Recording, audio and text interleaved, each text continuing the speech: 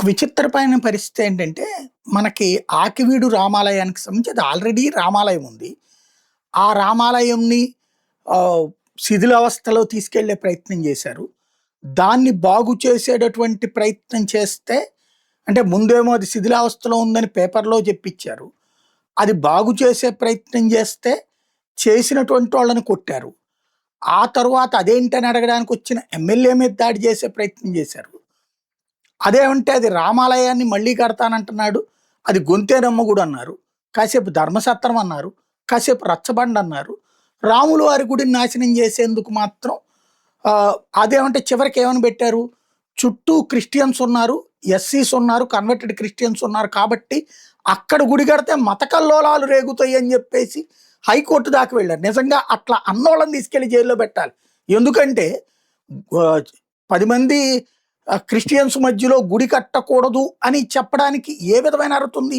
ఇటు పక్కన 10 మంది క్రిస్టియన్స్ ఉంటే అటు పక్కన 10 మంది హిందువులు ఉన్నారు కదా! అయినా సరే అట్లాంటి మాటల ద్వారా చర్చిని అక్కడ క్రిస్టియన్స్ ఉన్నారు కాబట్టి గుడి కట్టడానికి వీలు లేదన్నటువంటి వాదన తెర మీదకి తీసుకొచ్చారు. ఉన్న గుడిని పునర్నిర్మించడానికి, ఉన్న గుడిని బాగు చేయడానికి వీలు లేదన్నటువంటిది కోర్టు దాకా ఎళ్లి చెడగొట్టే ప్రయత్నం చేశారు. మరి అదే సందర్భంలో ప్రభుత్వం ఏమన్నా సహకరించిందంటే ఏం లేదు.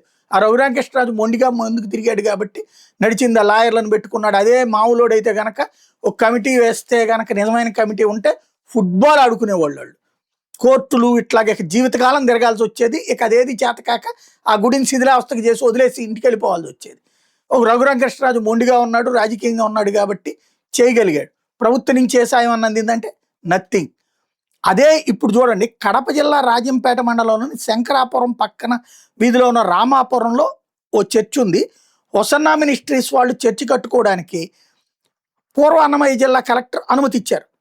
ఆ అనుమతిలో డివిజనల్ పంచాయతీ అధికారి మరియు మైనార్టీల సంక్షేమ అధికారి క్షేత్రస్థాయిలో విచారణ జరిపి స్థానిక ప్రజలకు అభ్యంతరం లేదని నివేదిక ఇవ్వడం వలన జీవో నెంబర్ 376 29/12/2012లో ఇచ్చారు కాబట్టి అనుమతిస్తున్నారు. ఇది ఎప్పుడు 2018, ఇది 2026. 14 సంవత్సరాల క్రితం ఎవరో ఎన్ఓసి ఇచ్చేశారట. సీన్ కట్ చేస్తే అక్కడ గోడౌన్ కడుతున్నామని చెప్పి జనాలను అడిగారట. అప్పుడు అధికారి వచ్చి సరే అన్నారట. వాళ్ళు గోడౌన్ కడుతున్నామని అనుమతి తీసుకుని ఆ ప్రభుత్వానికి ఇచ్చినటువంటి దాంట్లోని చర్చి కట్టుకోవడానికి అభ్యంతరం లేదన్నది సంతకాలు పెట్టించారనమాట. ఇప్పుడు అక్కడ గడుతున్నది హొసన్నా మినిస్ట్రీస్ అన్నటువంటిదే లేక స్థానికులు ఇప్పుడు తిరగబడ్డారనమాట. అసలు అక్కడ ఒరిజినల్గా దళితులే ఉంది. దళితులే తిరగబడ్డారు. ఈ చర్చి నిర్మాణాన్ని వ్యతిరేకిస్తున్నారనమాట.